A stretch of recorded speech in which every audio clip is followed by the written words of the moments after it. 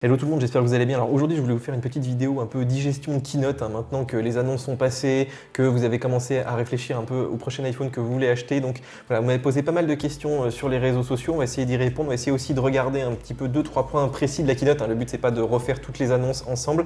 Alors je voulais commencer par parler du nom, puisque pour moi c'est quand même un truc assez bizarre d'avoir choisi des noms aussi compliqués. Donc on a l'iPhone XS, XS Max, voilà, on abandonne le terme plus. On a aussi l'iPhone XR, mais le R on sait pas trop d'où il sort. Bref, c'est quand même assez difficile à retenir. Et surtout, c'est difficile à prononcer, particulièrement en français. Un iPhone XS Max, en anglais, c'est un peu plus facile. Et puis, effectivement, les gens ont tendance aussi à prononcer iPhone XR, iPhone XS. Enfin, je vous raconte pas, je pense que chez les opérateurs dans les Apple Store, ça va être quand même un gros bordel. Et je trouve qu'Apple aurait pu choisir quand même des noms un petit peu plus simples. Alors, j'ai vu beaucoup de gens qui étaient quand même assez déçus de cette keynote, qui avaient l'impression de revivre en fait la keynote de l'iPhone 10. Et ce qu'il faut bien comprendre cette année, c'est que la nouveauté, en fait, c'était vraiment la déclinaison de l'iPhone 10 sur 3 gammes.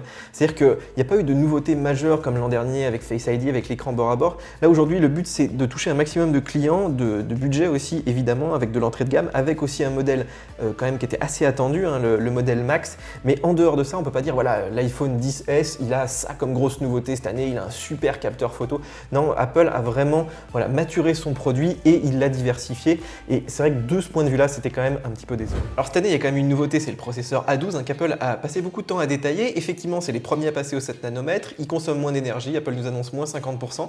Mais juste au moment où je fais cette vidéo, c'est rigolo parce qu'il y a les premiers bench qui viennent de tomber et on s'aperçoit que le gain en termes de performance brute, il n'est pas énorme, à peine 15% en monocœur et quelques pourcents en multicœur. Donc vous voyez que cette année, la concentration d'Apple s'est vraiment faite sur le gain en termes d'énergie. Donc voilà, ils avaient déjà un petit peu d'avance sur les perfs, maintenant ils se concentrent là-dessus. Puis il faut savoir aussi qu'ils l'ont mis donc sur tous les appareils, ça c'est quand même hyper cool. Ce qui fait que même si vous prenez donc l'entrée de gamme, vous savez qu'il sera très pérenne, vous n'aurez pas une puce qui a déjà 1 ou 2 ans. Et donc en termes de fonctionnalité, vous aurez les mêmes fonctions que les autres finalement d'ici 2, 3, 4 ans. Alors effectivement, il n'y avait pas beaucoup de nouveautés cette année, mais ils sont quand même attardés pas mal sur la photo et la vidéo. Et alors c'est vrai que c'est possible qu'on ait des belles surprises. Moi j'ai vraiment hâte de tester ça, puisque effectivement les photosites ont l'air plus gros en clair, il y a plus de lumière qui va arriver sur le capteur, et ça c'est toujours très bien, notamment en basse lumière, puisque ça c'est pour moi un des plus gros défauts de l'iPhone. Il fait encore beaucoup de bruit par rapport à du P20 Pro, par rapport à d'autres appareils sur Android qui ont pris une petite avance aujourd'hui. Donc ça, Apple n'a pas donné effectivement de comparaison face aux autres smartphones, mais c'est vrai que moi je trouve ça bien que chaque année ils mettent quand même le paquet sur la photo, puisque c'est quelque chose qu'on utilise quand même énormément sur les smartphones.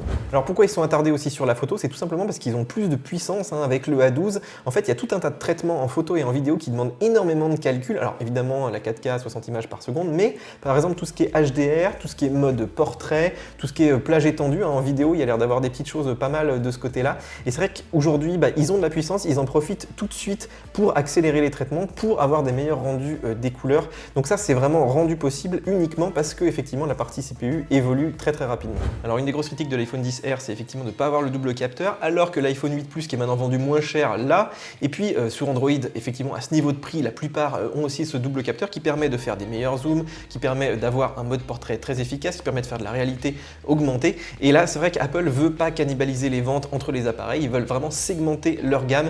Et je trouve que c'est quand même dommage de pénaliser des appareils vendus plus de 850 €, alors que pour moi le double capteur c'était vraiment de l'acquis. Alors après c'est vrai qu'il y avait pas mal de gens qui étaient agacés de voir certaines fonctionnalités arriver tout à coup cette année et qui auraient pu être mis en fait effectivement dans les téléphones de l'an dernier.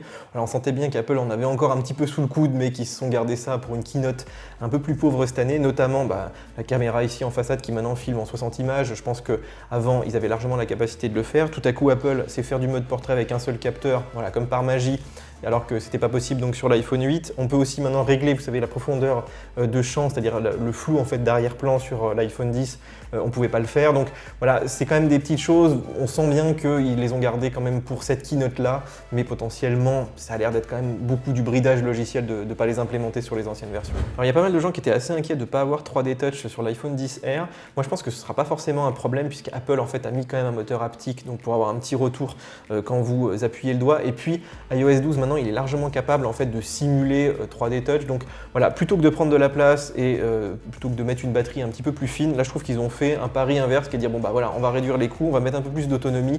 Finalement sur ce modèle, je trouve que c'est un bon compromis. Alors une fonctionnalité que j'attendais beaucoup, c'est la double SIM, d'autant qu'ici ils ont une techno qui est vraiment géniale, donc qui est disponible sur tous les 3 modèles et qui permet donc d'utiliser les 2 lignes en même temps. Ça c'est hyper cool, mais simplement il n'y a que la Chine en fait qui aura une vraie double SIM physique. C'est-à-dire qu'en Europe, une des deux sera une eSIM, c'est-à-dire une carte SIM qui est déjà intégrée dans l'appareil, qu'il faudra reprogrammer parler avec l'aide des opérateurs, mais le problème c'est qu'ils n'ont aucun partenariat pour l'instant en France, en Suisse, en Belgique, ce qui veut dire que ça peut mettre plusieurs années, par exemple 3-4 ans avant qu'on ait ça, ce qui veut dire qu'on ne va pas en bénéficier tout de suite, et ça c'est vraiment dommage pour les gens qui ont plusieurs lignes là maintenant. Je trouve que c'est un problème chez Apple, des fois ils veulent pousser des technos qui sont très futuristes, mais malheureusement le marché n'est pas prêt, les gens sont pas prêts, les opérateurs sont pas prêts, et du coup on se retrouve voilà, comme avec ces ordinateurs, avec des adaptateurs, parce que tout le monde n'a pas forcément des accessoires USB-C partout. Donc voilà, c'est assez dommage effectivement de ne pas donner le choix à l'utilisateur. Alors un des points forts de l'iPhone XS, c'est qu'il résiste un petit peu mieux à l'eau. Cette année, il gagne effectivement 1 mètre de profondeur pendant 30 minutes. Enfin bon, vous connaissez l'histoire. Mais je trouve que c'est assez dangereux la façon dont Apple nous présente ça, puisque en fait, si vous arrivez par exemple en Apple Store et qu'il y a de l'eau à l'intérieur de votre téléphone, même si vous avez un iPhone entre guillemets étanche, ben Apple ne va pas le prendre en charge en garantie.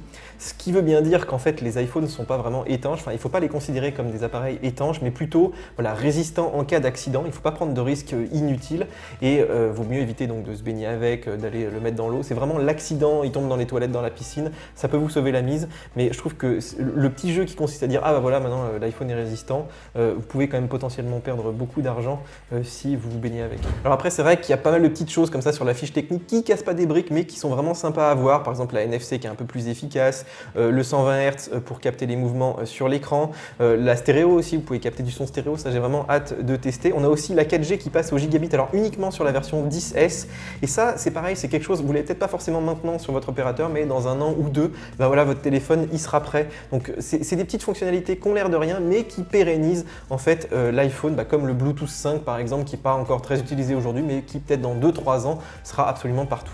Alors avant de parler des prix, je voulais quand même revenir un moment sur tout ce qui était accessoires et recharge, puisque déjà, bon, il faut savoir que l'autonomie est en hausse, ça c'est quand même une bonne nouvelle, hein. On gagnerait entre 1 heure et 1 heure et demie, évidemment à vérifier derrière, mais c'est quand même plutôt pas mal de gagner de l'autonomie, c'est quand même assez rare sur un iPhone.